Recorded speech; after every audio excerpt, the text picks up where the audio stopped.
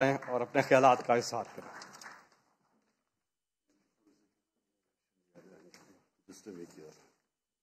اچھا جی، بسم اللہ الرحمن الرحیم۔ ایاک نعبد و ایاک نستعین۔ پہلے تو میں آپ کو سینیٹر ثانیہ آپ کو خاص مبارک دینا چاہتا ہوں کہ یہ جو ہمارا آئیڈیا تھا کہ ہمارے ملک میں کوئی بھوکا نہ سوئے، اس کا آغاز کیا آپ نے، اور یہ میں نے آپ کو آئیڈیا دیا تھا، اس کے بعد پھر آپ نے اس کو ڈیولپ کیا آئیڈیا کو کہ ہم کیسے سوچا کہ کیا چھوٹی دکانیں بنائیں گے، کیا کریں گے، اور پھر یہ جو آئیڈیا کہ ایک ٹرک کچن جس کے اندر کچن ہوگا وہ روٹس کے اوپر جائے گا، جو وہ علاقے جدھر سب سے مستحق لوگ ہوتے ہیں، جو پسماندہ علاقے ہیں، تو ان کو وہ ٹرک ان روٹس کے اوپر چلے گا تو وہ زیادہ ایریا بھی کور کر سکے گا۔ تو آئیڈیا اس کا پیچھے یہ تھا، اور یہ پہلے ہم نے یہاں ایک پائلٹ پروجیکٹ کیا، دیکھا کہ کس طرح کے مسئلے آتے ہیں، کیونکہ پہلی دفعہ ایسا کام ہو رہا تھا، اور اب اس کو انشاءاللہ یہ جو آج آپ دیکھ رہے ہیں کہ آغاز کر دیا پشاور میں بھی، لاہور میں بھی، اور فیصل آباد میں بھی، اور انشاءاللہ یہ شروعات ہے۔ یہ ہمارا جو آئیڈیا ہے کہ ہم سارے پاکستان میں ایک جال پھیلا دیں گے ان کچنز کا، یہ جو میلز آن ویلز، یعنی کہ ٹرکوں کے اوپر کچنز ہوں گے، اور یہ پھر سارے علاقوں کو کور کریں گے جدھر سب سے زیادہ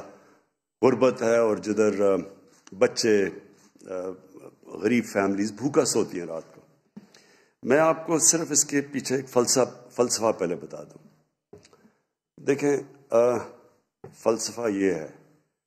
کہ برکت تو اللہ کی آتی ہے، نعمتیں تو اس کی طرف سے آتی ہیں، کوشش انسان کی ہوتی ہے۔ میں یہ چاہتا تھا کہ ہمارے ملک میں جو گورنمنٹ کے اندر لوگ ہوں،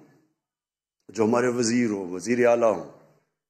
ان سب کے اندر یہ احساس ہو کہ ان کی جو سب سے بڑی ذمہ داری ہے حکومت میں آنے کے بعد، وہ اس طبقے کی ہے جو کہ غریب طبقہ ہے۔ اور یہی ہمارے نبی صلی اللہ علیہ وسلم نے مدینہ کی ریاست میں یہ چیز ڈالی لوگوں میں، جو سب سے بڑی چیز تھی، جو انقلاب آیا تھا۔ ایک تو انصاف کا انقلاب آیا تھا، رول آف لاء کا، قانون کی بالادستی کا۔ دوسرا انقلاب یہ تھا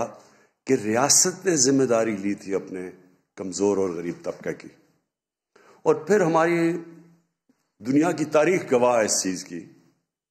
کہ وہی لوگ جن کی کوئی حیثیت ہی نہیں تھی، انہوں نے چند سالوں کے اندر دنیا کی امامت کی۔ کہنے کا مطلب یہ ہے کہ جو ایمان والے لوگ ہیں وہ جانتے ہیں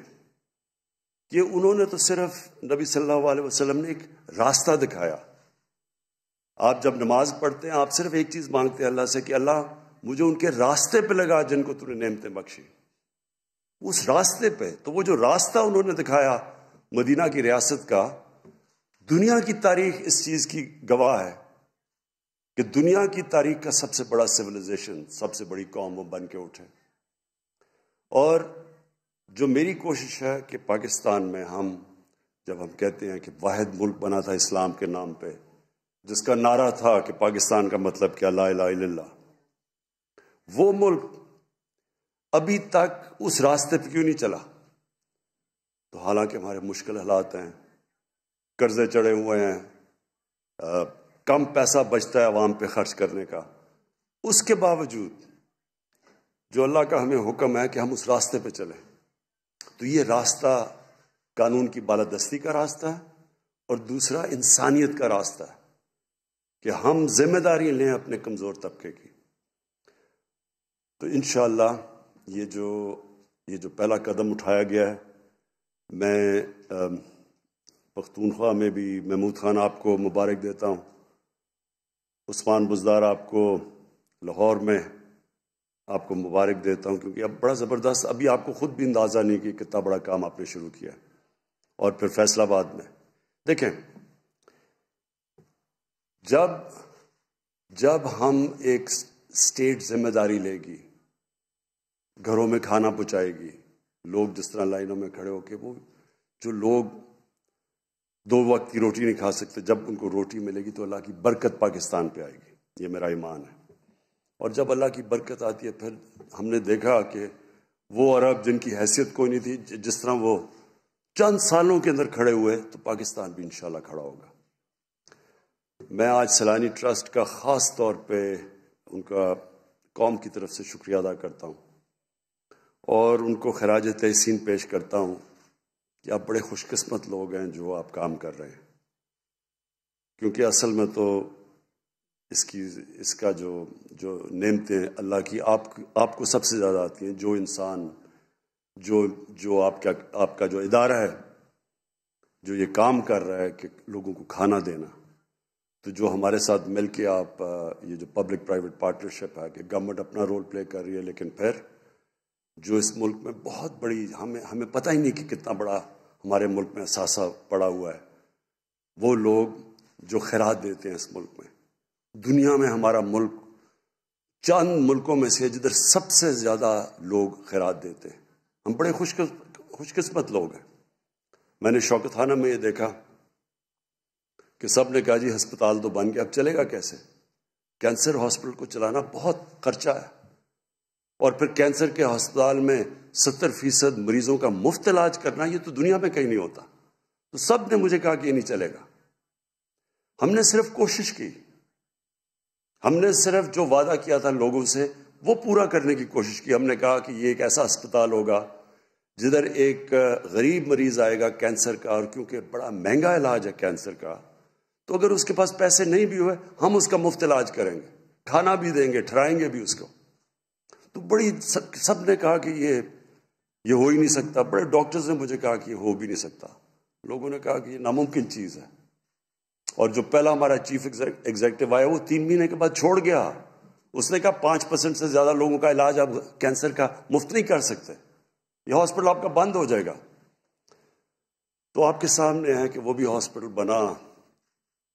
75% زیادہ سے مریضوں کا مفت علاج بھی کیا،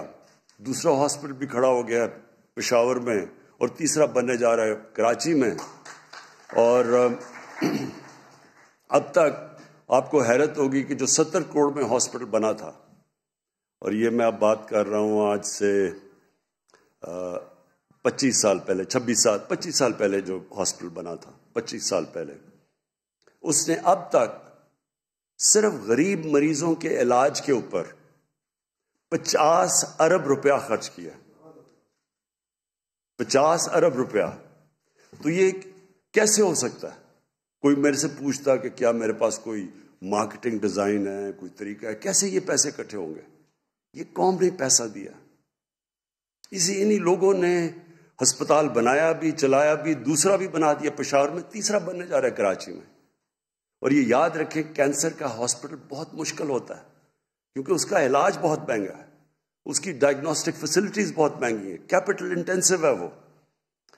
تو اس کو چلا سکتی ہے یہ قوم۔ تو انشاءاللہ یہ جو ہمارے سارے ملک میں لوگوں کو کھانا دیں گے، اور یہ دیکھیں گے کوئی بھوکا نہ سوئے، اس کے اوپر اسی طرح اللہ کی برکت آئے گی۔ اور انشاءاللہ میں آگے دیکھ رہا ہوں کہ یہ پورا ایک جال پھیلے گا ملک میں۔ میں اور بھی جو پروگرامز ہیں ہمارے، یہ پاکستان میں پہلی دفعہ ہوئے ہیں، پہلی دفعہ پاکستان کی تاریخ میں پناہ گاہ بنی ہیں۔ لوگ سڑکوں پہ سوتے تھے، بیچارے مزدور آتے تھے، اگر ان کو دہاڑی نہ ملے وہ نہ کرایہ دے سکتے تھے، نہ گھر پیسے بھیج سکتے تھے بیوی بچوں کو، تو ان مزدوروں کے لیے پناہ گاہ بن گئی ہیں، ان کو وہاں کھانا بھی ملتا ہے، وہ سوتے بھی ہیں، نہاتے بھی ہیں، محنت بھی کرتے ہیں، اور آ کے پھر اگر دہاڑی نہیں ملی تو کم از کم وہ جو پیسہ بچتا ہے، وہ جو بھی پیسہ وہ گھر تو بھیج سکتے ہیں۔ اس لیے یہ بھی ایک ہمارا، اور انشاءاللہ یہ بھی ہمارا پلان ہے کہ سارے پاکستان کے ان علاقوں میں جدھر مزدوری زیادہ ہے، باہر سے آتے ہیں لوگ مزدوری کرنے، ہر جگہ کے اوپر ہماری پناہ گاہ بنی ہوں۔ اور پھر جو مجھے سب سے زیادہ خوشی ہے کہ 2 صوبوں کے اندر جو ہمارے نیچے ہیں، اور اسلام آباد جو کہ میری گورنمنٹ کے نیچے ہیں، ان میں ہم پہلی دفعہ اس ملک کی تاریخ میں ہیلتھ انشورنس دے رہے ہیں، اور ہیلتھ انشورنس کا سب کو، یعنی سارے آبادی کو ہیلتھ انشورنس دینے کا اس کو کہتے ہیں یونیورسل ہیلتھ کوریج۔ یہ ہمارے سے امیر ترین ملکوں کے پاس بھی یہ نہیں ہے کہ ہر شہری کے پاس ہیلتھ انشورنس ہو۔ ایک خاندان وہاں بیماری ہوتی ہے، پیسے ان کے پاس نہیں ہیں، تو ہر خاندان کے پاس ایک کارڈ ہو کہ 10 لاکھ روپے تک وہ کسی بھی ہسپتال میں اپنا علاج کروا سکتے ہیں۔